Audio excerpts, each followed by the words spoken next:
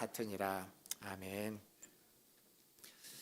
우리 좌우에 계신 분들, 앞쪽에 계신 분들 보시면서 인사하겠습니다. 사랑합니다. 축복합니다. 사랑합니다. 축복합니다. 여러분 요즘 혹시 손편지 쓰신 적 계십니까? 손편지를 우리가 많이 안 쓰는데 편지를 옛날에 썼던 걸 기억하다 보면 저도 예전에 편지 쓸 때 그 편지 뒤에다가 꼭 영어로는 PS 이렇게 씁니다. 한글로는 보통 거기 쓸 때 추신 이렇게 쓰는데 거기에다 무슨 내용을 적죠? 생각을 해보시면 편지를 다 써놓고 꼭 끝에다가 PS 혹은 추신이라고 적는데 그 내용은 앞에서 말하지 못했던 것, 앞에 쭉 이야기하다가 꼭 이야기해야만 하는데 거기에다가는 까먹고 깜빡하고 못했던 내용을 그 뒤에다가 적는 겁니다. 그때 여기다 적지 않고 다음에 해도 되는데 그렇게 하지 않고 그 자리에 꼭 하고 싶은 얘기를 적습니다. 그러다 보니까 어떨 때는 편지의 내용도 좋지만 이 마지막에 있는 PS라고 하는 추신이라고 되어져 있는 부분이 되게 중요한 내용이 담겨지는 경우들이 있습니다. 오늘 우리가 성경을 보고 있는데 이 성경 로마서도 편지지 않습니까? 지난주에 제가 뭐라고 말씀드렸냐면 15장 1절부터 13절까지가 부분적으로 혹은 전체적으로 로마서의 결론이다라고 말씀을 드렸습니다. 그러면 끝나야 되는데 아직 14절부터 뒤에가 남아있고 16장도 있습니다. 이 뒷부분이 마치 편지로 이야기하면 추신 같은 부분입니다. 근데 앞에서 이야기를 미처 다 못한 이야기, 꼭 하고 싶은데 미처 다 못한 이야기를 적기 때문에 이 뒤에 있는 부분은 앞에 못지않게 중요한 부분, 앞에 내용 못지않게 바울이 정말 꼭 하고 싶은 이야기가 이 뒷부분에 담겨져 있기에 이 편지의 추신 같은 부분을 우리가 좀 잘 보고 잘 듣고 또 마음에 잘 새기면 좋겠습니다. 먼저 우리가 봤던 성경 본문 14절과 15절 말씀을 보면 바울이 편지를 쓴 이유가 적혀져 있습니다. 한 번 더 같이 읽어보도록 하겠습니다. 14절과 15절입니다. 시작. 내 형제들아 너희가 스스로 선함이 가득하고 모든 지식이 차서 능히 서로 권하는 자임을 나도 확신하노라. 그러나 내가 너희로 다시 생각나게 하려고 하나님께서 내게 주신 은혜로 말미암아 더욱 담대히 대략 너희에게 썼노니. 여기 보면 바울이 편지를 쓴 이유, 로마서를 쓴 이유에 대해서 한 두 가지로 이야기합니다. 근데 그 전에 그 말을 하기 전에 14절에 뭐라고 이야기하냐면 너희는 선하고 그리고 지혜가 있고 그리고 서로 권하기를 잘한다 라고 하면서 로마 교회 성도들을 이렇게 축혀 세우고 있습니다. 근데 가만히 생각해 보시면 제가 그동안 로마 교회를 어떻게 이야기했냐면 로마 교회는 헬라인의 그리스도인 그리고 이방인 그리스도인, 똑같죠? 헬라인 그리스도인과 유대인 그리스도인 사이에서 이렇게 갈등이 항상 있었던 교회. 그래서 바울은 그 갈등을 좀 해결하고 갈등하지 말고 하나가 되라라는 목적으로 로마서를 썼다라고 계속 말씀을 드렸는데 지금 바울은 마지막 이야기를 하면서 덧붙여서 뭐라고 이야기하면 너희가 참 괜찮은 그리스도인이다. 헬라인 그리스도인이든 유대인 그리스도인이든 참 괜찮은 그리스도인이다 라고 먼저 그들을 축혀 세우고 그러나 하지만 너희가 기억할 것이 있다. 그 기억할 것이 있기 때문에 내가 너에게 이 편지를 쓴다라고 하면서 편지를 쓰는 목적을 말해주고 있습니다. 기억할 게 뭘까요? 꼭 잊지 않고 리마인드 해야만 하는 것이 무엇일까요? 그건 복음입니다. 복음.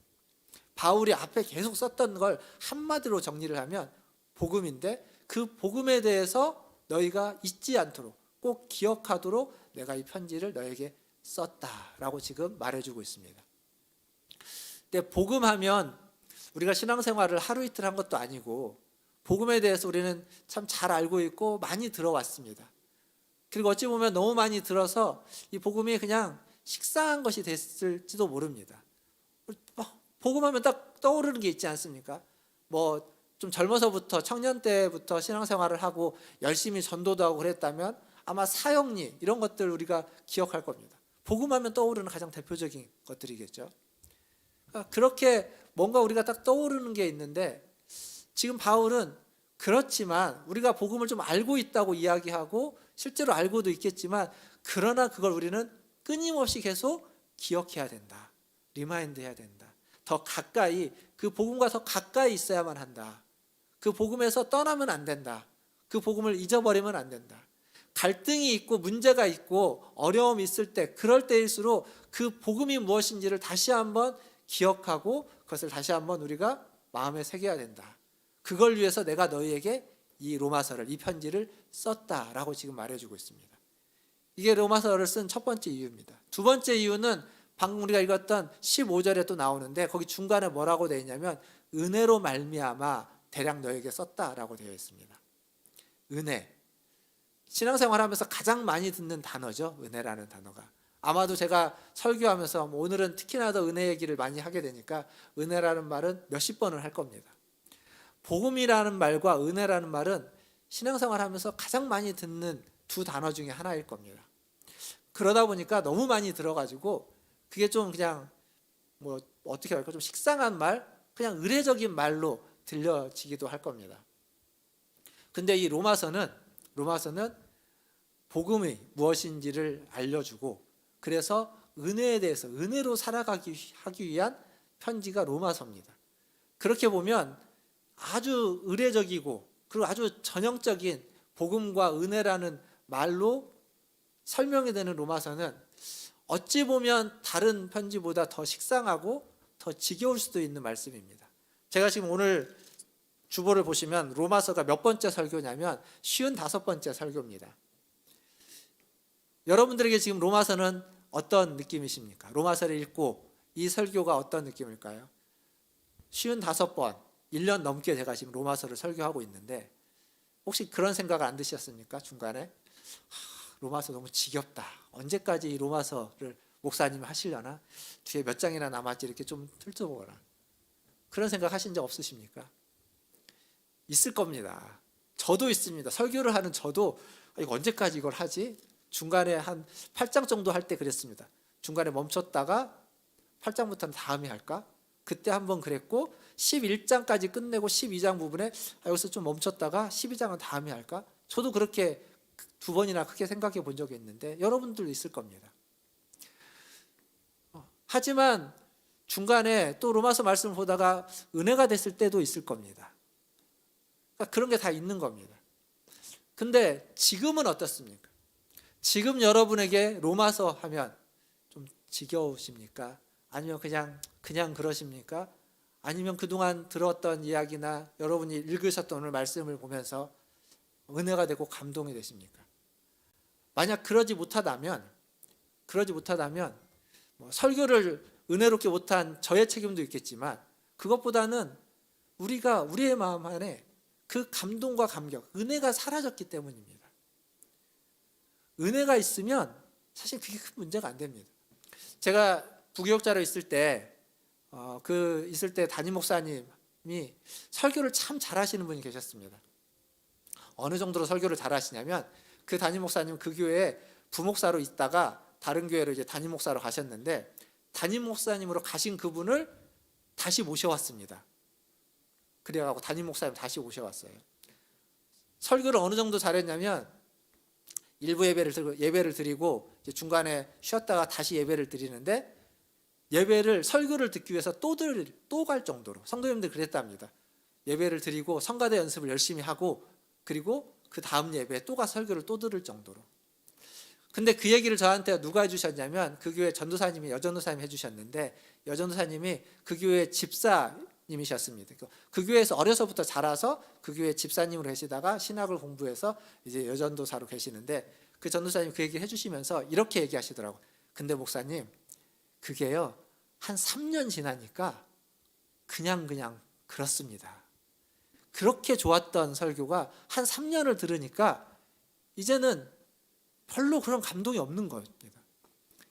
그러니까 아무리 좋은 설교도 계속 들으면, 처음에는 이게 굉장히 은혜롭고 굉장히 감동되는 설교였는데 한 3년이 되니까 그게 그냥 보통 설교가 된 거예요. 그냥 보통인 겁니다. 뭐 그 똑같은 설교가 아마 3년 전에 들었으면 엄청난 감동이었겠지만 이제는 지난주에 들었던 설교나 이번 주에 들었던 설교나 뭐 다 거기서 거기. 그러니까 감동이 없다라는 겁니다. 우리는 안 그럴까요? 우리도 비슷하지 않겠습니까? 성경에 보면 이런 비슷한 이야기가 나옵니다. 어디에 나오냐면 출애굽기 16장에 가면 이스라엘 백성이 애굽에서 이제 나왔죠. 출애굽을 해서 홍해를 건너고 광야에 들어갑니다. 근데 광야에서 들어 살다가 무슨 문제가 16장에 등장하냐면 먹을 게 없다는 겁니다. 그래서 우리가 저기 애굽에서 잘 지내고 있었는데 왜 우리를 광야로 데리고 나와가지고 우리를 굶어 죽게 합니까? 이게 이제 16장 앞부분에 이스라엘이 원망하는 겁니다. 모세에게 원망하는 겁니다. 하나님이 그 이야기를 듣고 16장에 뭘 허락하시냐면 만나를 내려주시죠. 만나. 이 만나에 대해서 16장 31절에 이렇게 적혀져 있습니다. 말씀을 같이 보면 같이 읽어보겠습니다. 16장 31절 시작.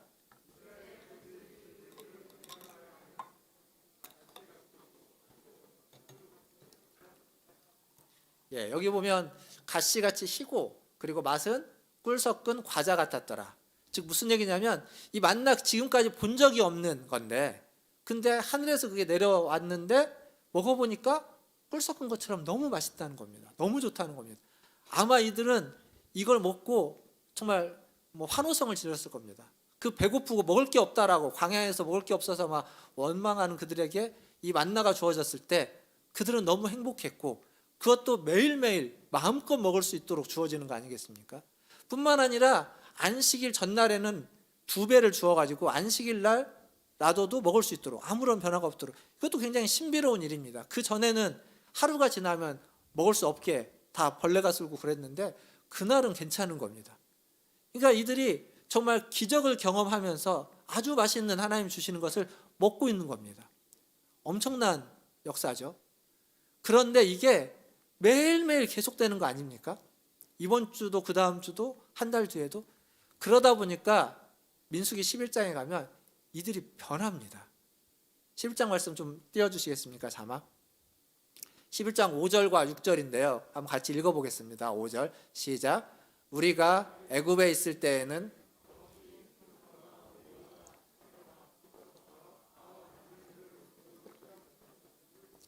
이제는 우리의 기력이 다하여 이 만나 외에는 보이는 것이 아무것도 없도다 하니. 이게 한마디로 무슨 얘기냐면 그때 그렇게 달라고 했는데 주셔갖고 막 잘 먹었는데 먹다 보니까 똑같은 거 계속 먹다 보니까 새로운 게 생각나는 거죠. 근데 옛날에 먹었던 것 생선, 오이, 부추, 파, 마늘 우리가 다 좋아하는 거 아닙니까? 우리가 음식 만들 때 다 필요한 것들 그게 생각나는 겁니다.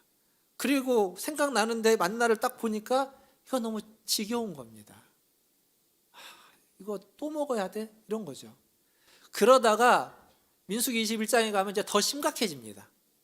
말씀 띄워주시면 21장 5절에 가면 더 심각해집니다. 한번 같이 읽어보겠습니다. 21장 5절 시작. 백성이 하나님과 모세를 향하여 원망하되 어찌하여 우리를 애굽에서 인도하여 내서 이 광야에서 죽게 하는가. 이곳에는 먹을 것도 없고 물도 없도다. 우리 마음이 이 하찮은 음식을 싫어하노라 하며. 지금 음식이 있기는 합니다. 근데 일단 하찮다는 거죠. 그리고 그 앞에서 옛날 출애굽기 16장에 원망하던 그때로 다시 돌아갔습니다. 왜 우리를 애굽에서 데리고 나와가지고 물도 없고 먹을 것도 없는 여기에서 굶주려 죽게 하느냐. 아니 먹을 게 있는데 죽겠다는 겁니다. 안 먹겠다는 겁니다. 하찮다는 겁니다. 현대인의 성경에 보면 저기 이 하찮은 음식에 대해서 뭐라고 하냐면 이 지겨운 만나를 신물 나서 못 먹겠다고 그렇게 번역해놨습니다. 확 와닿게 번역을 해놓은 거죠. 있었는데 있고 계속 주어진데 그건 기적 같은 건데 그것도 맨날 똑같이 먹고 하다 보니까 이게 더 이상 기적도 아니고 지겹다는 겁니다. 지겨운 걸 넘어서서 하찮고 신물 난다는 겁니다. 꼴도 보기 싫다는 겁니다. 없는 이만 못하다는 겁니다. 하나님의 은혜를 이스라엘 백성이 그렇게 취급하고 있습니다. 우리는요. 이게 이스라엘 백성이 못돼가지고 나쁜 죄인이어서 하나님한테 이렇게 뒤돌아서서 그런 게 아니라 우리도 그렇지 않습니까? 이게 인간입니다. 사람은 다 그렇습니다. 여러분 생각해 보십시오. 맛집이라고 해가지고 딱 하나를 발견했습니다. 그 집에 한 서너 번 가면 그 다음부터 그 집이 맛집이 아닙니다. 이 집 맛이 왜 이렇게 옛날에 맛있었는데 바뀌죠. 새로운 맛집 찾아가죠. 몇 번 먹으면 지겨운 겁니다. 이제 맛이 없는 겁니다. 복음에 대해서, 은혜에 대해서 들었는데, 아는데, 경험했는데, 그리고 옛날에는 그렇게 그게 눈물 나고 감동이 됐는데 지금은 안 그렇지 않습니까? 이게 여러분이 못돼서가 아니라, 여러분이 죄인이어서가 아니라 원래 사람이 다 그런 존재인 겁니다. 우리는. 그러니까 복음을, 그러니까 말씀을 지금 바울이 로마서를 쓰면서 다시 기억해야 된다는 겁니다. 잊지 말아야 된다는 겁니다. 잊을만 하면 또 들어야 되고, 또 봐야 되고, 또 생각해야 되고, 그래서 다시 그것을 내 안에서 다시 샘솟듯이 만들어내지 않으면 우린 그렇게 될 수밖에 없는 존재들입니다. 나빠서가 아니라, 못돼서가 아니라, 어쩔 수 없는, 그게 우리의 한계이고 그게 우리들입니다. 그러니까 계속 매주 성경을 읽으시라고, 물론 이제 지금 잠깐 브레이크 타임을 갖고 있죠. 지난 연말로 이제 구약까지 해서 신약부터 구약까지 일독을 끝내고 잠깐 쉬고 있는데, 우리 권사님들은 쉬지를 않으십니다. 지금도 저한테 전화하셔가지고 목사님 왜 근데 교회에서 성경 읽으라고 안 해요? 이제 안 읽어요? 이렇게 물어보시는 분들이 계시더라고요. 쉬지를 원치 않고 읽으시면 됩니다. 계속 읽으십시오. 그리고 그 읽으면서 그 말씀이 여러분에게 그냥 읽는 걸로 끝나지 마시고 천천히, 이럴 때 같이 안 읽을 때 좀 천천히 읽으시면서 그 말씀 한 절 한 절이 여러분의 마음에 새겨지고 여러분의 마음을 움직이게 하고 여러분의 마음에 부딪혀서 감동이 되고 감격이 될 수 있도록 그렇게 읽으십시오. 그러지 않으면 우리의 신앙이 메말라 버리는 겁니다. 바울이 지금 로마서를 쓴 이유는 복음에 대해서 이야기를 하는데 그들이 그 복음을 몰라서가 아니라, 그 복음대로 살지 않아서가 아니라, 갈등이 있기도 하지만 그들이 괜찮은 그리스도인이라는 걸 그도 알지만 그럼에도 불구하고 그것을 다시 기억하고 그 복음으로부터 떨어지지 않고 그 복음과 함께하고 그 말씀과 더 가까이 하고 그리스도 안에서 우리가 하나라는 걸 기억하라고 다시 쓴 겁니다. 그리고 그건 우리에게도 마찬가지입니다.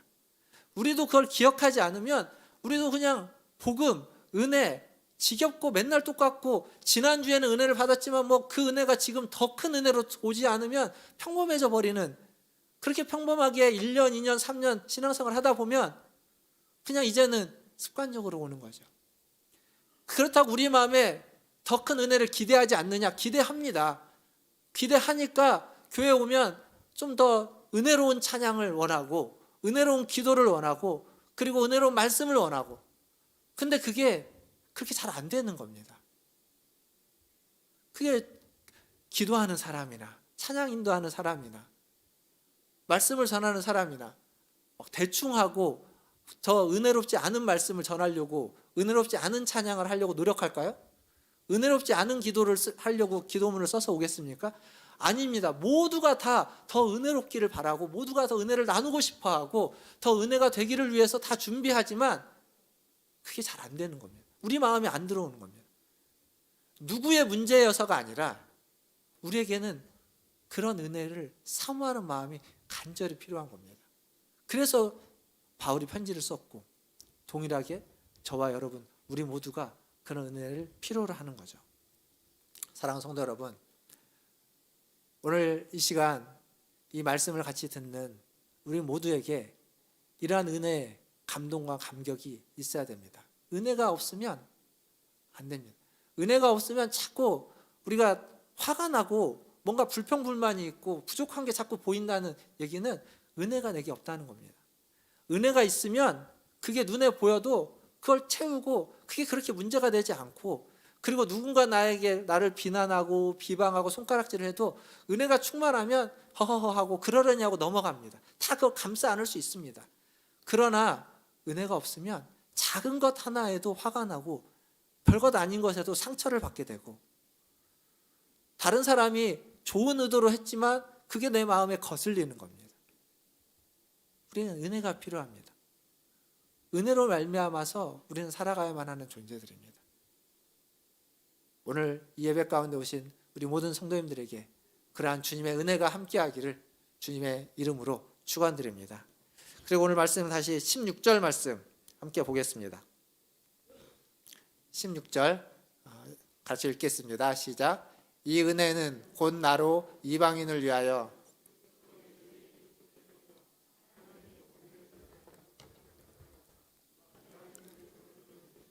성령 안에서 거룩하게 되어 받으실 만하게 하려 하심이라. 여기 이제 은혜가 되어 있죠. 이 은혜는 나를 이방인을 위하여 그리스도의 일꾼이 되게 했다. 은혜. 우리는 은혜하면 뭘 먼저 떠오르냐면 하나님이 우리에게 주시는 값없는 어떤 선물. 가장 대표적으로는 구원이죠. 우리가 노력하지 않아도 구원의 은혜. 그리고 내가 죄인이라는 걸 깨닫는 은혜. 그리고 그 주님 앞에 나와 회개하면 용서해 주시는 은혜. 우리가 가장 떠오르게 하는 은혜입니다. 근데 이 은혜가 그냥 우리의 내적인 것으로, 우리에게 깨달음으로, 감동과 감격과 깨달음으로만 머물러 있지 않고, 지금 바울은 뭐라고 말하냐면 이 은혜가 우리를 그리스도의 일꾼으로 만들어준다는 겁니다. 그러니까 열심히 일하도록까지 은혜가 우리를 이끌어 간다는 겁니다. 감동과 감격 필요합니다. 그게 있어야 됩니다. 그게 없으면 안 됩니다. 그러나 은혜는 감동과 감격에만 머물러 있으면 안 됩니다. 그 은혜는 우리를 일하게끔 만들어 줄 것이고 일하는 쪽으로 우리를 이끌어 가야 됩니다.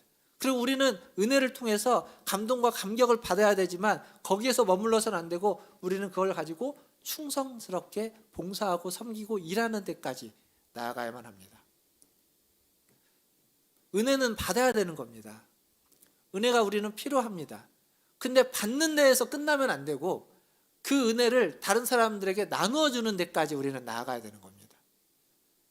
구원받은 데에서 끝나면 것이 아니라 구원을 다른 사람에게 전해주는 데까지 가야만 하는 겁니다. 은혜가 그렇게 우리를 이끌어 갈 겁니다. 은혜를 받는 은혜의 수혜자로서 머물러 있어서는 안 되고 은혜를 다른 사람에게 나누어 주는 은혜의 시혜자가 되어야 되는 겁니다. 그리스도가 우리를 위하여 제물이 되어주신 것처럼, 그래서 우리가 그 은혜를 받은 것처럼 우리도 이방인을 위하여 산 제물이 되어서 이방인들에게 그 은혜를 나누어주는 때까지 가야만 하는 겁니다. 이게 은혜를 아는 자, 은혜를 받은 자, 은혜로 말미암아 살아가는 자의 삶이 되는 겁니다. 사실 제가 지금 노트북을 닫았잖아요. 노트북을 왜 닫았냐면 이게 이제 좀 오래되니까 배터리가 되고 추우니까 이 배터리가 좀 에러가 난 것 같아요. 그래서 배터리가 없어서 안 켜지더라고요. 설교문 안 켜져가고 설교문 없이 지금 설교하고 있는 건데, 근데 하다 보니까 뭐 시간은 다 끝내야 될 시간이 됐습니다. 하나만 더 이야기하고 결론을 이야기할 건데, 뭐 얘기할 거냐면 그 은혜가 우리를 어디까지 이끌어가기를 원하냐면 우리의 말과 행동, 행위가 똑같아지는 데까지를 원합니다. 말은 잘하는데 움직이지 않는 사람, 우리 그런 사람 별로 안 좋아하지 않습니까? 우리 그런 사람이니까 안 돼야 됩니다. 은혜는 하나님은 말씀만 하고 끝나시는 분이 아닙니다. 하나님은 말씀만 하지 않고 하나님은 실제로 일하시는 분입니다. 말씀이 육신이 되어서 우리 가운데 오신 분, 그분이 예수님이십니다. 그래서 하나님은 우리에게도 그렇게 원하는 겁니다. 바울이 말과 행위로서 그 이방인들에게 복음을 전해서 그들이 그를 보고 그 말을 듣고 그의 모습을 보고 복음을 믿고 온 겁니다. 구원에 이르게. 은혜는 우리를 그렇게 인도하고 이끌어 갈 겁니다. 말씀을 맺으면서 영국의 윌리엄 캐리라는 선교사가 있습니다. 그 선교사가 무슨 얘기를 하냐면 하나님이 하실 위대한 일을 기대하라. 그리고 하나님을 위해서 위대한 일을 시도하라. 이렇게 얘기합니다. 하나님이 하시는 위대한, 바울이 지금 로마서를 쓰면서 하나님이 로마 교회가, 그 하나님이 세우신 놀라운 교회가 갈등이 있지만 그것이 하나가 되는 것들을 꿈꾸고 그 로마 교회를 통해서 로마 교회를 디딤발로 해서 교회가 확장되어져 가고 선교되어져 가고 스페인까지 자기가 갈 것들을 꿈꾸면서 이 로마서를 썼습니다. 그러니까 바울은 로마서를 통해서 위대한 꿈을 꾸면서 로마서를 기록했습니다. 우리에게 마찬가지입니다. 우리도 이 로마서 말씀을 보면서 하나님 우리에게 하실 것들을 기대하고 하나님 우리에게 해주실 위대한 일들을 기대하고 기도해야만 합니다. 더불어서 하나님이 그 하시는 것들을 기대하고 기도할 뿐만 아니라 우리가 하나님을 위해서 어떠한 일을 할 것인지, 우리가 하나님을 위해서 어떤 위대한 일을 할 것인지 그것을 시도해야만 하는 겁니다. 우리가 완성하지 못할지는 모릅니다. 하지만 우리가 발걸음을 떼서 한 발짝 더 움직여가면 그 하나님의 일이 1% 더 성공되어지고 1% 완성되어져 가는 겁니다. 그 일을 우리는 끊임없이 시도하고 그 일에 우리의 충성과 우리의 손길과 우리의 발걸음과 우리의 기도와 우리의 헌신이 담겨져 있어야만 한다는 겁니다. 사랑하는 성도 여러분, 우리가 다 할 수는 없습니다. 우리는 부족하기에 넘어질 때가 있고, 그리고 열심히 하지만 그 결과가 우리가 생각했던 것과 다르게 나타날 수도 있습니다. 그러나 결과와 상관없이 하나님 앞에서 우리가 가져야 되는 마음은 그 복음에 대한 열정을 회복하고, 그리고 주신 은혜가 우리를 일하게 만드는 그 은혜의 이끌림을 받아서 충성스럽게 오늘 우리가 할 수 있는 그 일을, 내게 주어진 그 일을, 그리고 내 눈에 부족하게 보이는 그 부분의 그 일을 감당하기 위해서 한 걸음 더, 한 발짝 더 떼어가는 거죠. 그게 하나님을 위하여 위대한 일을 시도하는 발걸음이 될 것입니다. 오늘 이 예배 가운데 참여하시는 우리 문화순절교 모든 성도들이 그렇게 주님이 우리에게 행하실 위대한 일을 기대하면서, 기도하면서 더 나아가서 주님을 위해서 위대한 일을 시도하시는 저와 여러분 다 되시기를 주님의 이름으로 축원드립니다. 기도하겠습니다. 제가 기도하실 때 말씀을 기억하면서 기도하겠습니다. 여러 가지 말씀을 했지만 하나님이 우리에게 위대한 일을 베풀어 주실 것입니다. 하나님이 하실 일들을 기대하고 기도하십시오. 우리의 삶에, 우리의 가정에, 우리의 교회에, 이 나라와 이 민족 가운데 하나님이 하실 일들을 기도하시고, 또 하나님을 위하여 우리가 우리의 삶에서 우리의 교회가 무엇을 할지, 어떤 일을 시도할지, 나는 어떻게 충성해야 될지를 또 함께 기도하면서 하나님의 그 큰 일을 함께 만들어가는 우리가 되기를 위해서 같이 한 목소리로 기도하며 나가겠습니다. 기도하겠습니다. 하나님,